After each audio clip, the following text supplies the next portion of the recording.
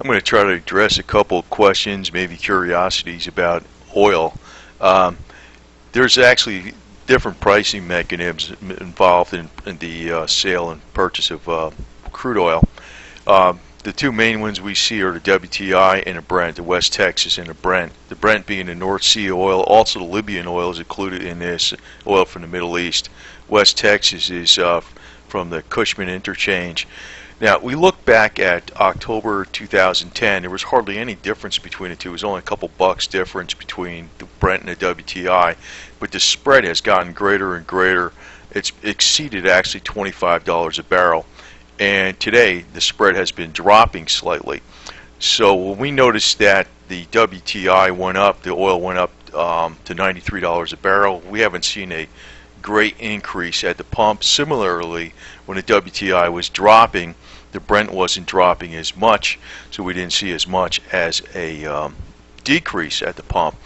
Now I want to explain something else. We don't actually pay the Brent price at the Gulf oil refineries. We really pay a price that's very close to the Brent. I don't think it's set as exactly the same, but it's very close. It's light Louisiana sweet crude oil price. You can look this up on Bloomberg, and right now it's sitting at 113. So that has, some people wonder why the gas goes up and the gas goes down, but that's a side issue. I'd like to get into a little bit more about what Lindsey Williams said about prices of oil going way up. This is a chart basically of all the largest oil producers in the world. I know Saudi Arabia, Iran is a very big oil producer, but Russia I think is actually the #1 oil producer, probably passed up Saudi. I'm not really 100% sure, but they're basically pretty neck and neck. I mean, one passes up the other, and sometimes the other one's ahead. Now we know about what happened in Libya when the Libyan oil was cut off, and basically it's still mainly cut off.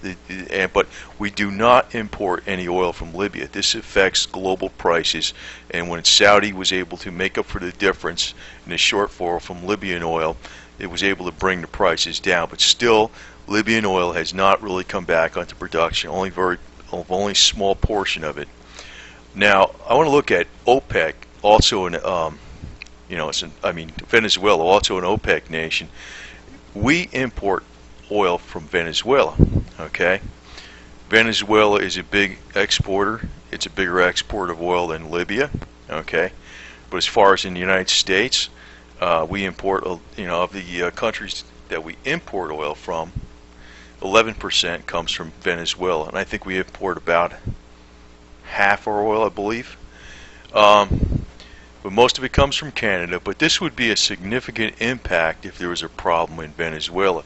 Now, I'm bringing this up is that there may be a problem in Venezuela, and I think back to what Lindsey Williams was told, and I think the information he gets from this oil CEO, especially about the commodity oil, is very accurate. I know Chavez's health problems have been going on for some months now. The U.S. is trying to pump up the opposition party in Venezuela to overthrow him, but actually Chavez has quite a bit of popular support, 55 to 60%. So, but I would assume that his health problems may be slowing him down, so really don't know. It's kind of an up in the air issue. So I tend to think that things can come out of left field. Everybody's looking at the Middle East, but we can have problems with imports of oil from Venezuela. And if we look at a chart, I believe it is here. This is a good chart which goes back to 1970. It shows various spikes in oil prices, the oil embargo, the Iranian Revolution, the Iran-Iraq War. Anytime there's unrest in the Middle East, oil prices have spiked. The Gulf War in 1990, excuse me. The Asian financial crisis, and this was the PDVSA. That was the Venezuela petroleum when they went on strike. The Iraq War, which occurred right after in 2003. All affected the oil production, and it greatly influenced the price to a large extent. But right now, with problems in Nigeria, Libya not coming on as back to full production, Saudi near capacity. One more nation that goes down, we will see much higher oil prices. But what I was thinking is there's a possibility that it could be from the angle of Venezuela also besides the Middle East. I think that when Lindsey Williams talks of the elite, they're very, very shrewd players and they do the unexpected. It's obvious that there's a concentration to get rid of Chavez because of his anti-U.S. rhetoric. I know he's supported Gaddafi in Libya and denounced the U.S. for all his practices. And rightfully so or not, what the policymakers in the U.S. are going to do. They're going to take this guy out if they possibly can by revolution. Being that his health is down, and it's been down, he had some cancer treatments recently. He's talking like he's going to be fine, but you really never know. This could be the angle where the oil is actually, the oil prices go up. It may be through Venezuela versus the Middle East, although we might see more problems in the Middle East. So to tell you the truth, I think oil is a good investment for the near-term future, but it's probably going to only have one more super spike, because once this super spike occurs, it's going to halt the heck out of the economy, and it's going to drop again, and they will find alternative uses for energy, and it's because, when there's a problem that bad, they will find a way.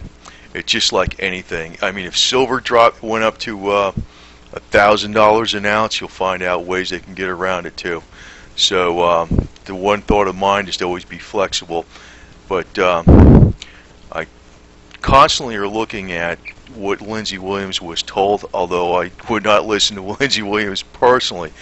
But I think where he's getting his information from is really valid stuff, and people ought to look behind maybe some of the sensationalism and look hard at what people are trying to do. We are trying to topple Chavez, and if there's an interruption of oil supplies from Venezuela due to some kind of unrest, count on the oil going way up in the short term. That would definitely be a possibility, and it's outside what Lindsey Williams said, but it does meet the goals of what he said the oil interests are trying to do, is pump up the price of oil as much as possible so that when the domestic supplies are brought online, they will get as much money as possible. Tell me that isn't simple logic. I could quite see anybody who's in business doing that.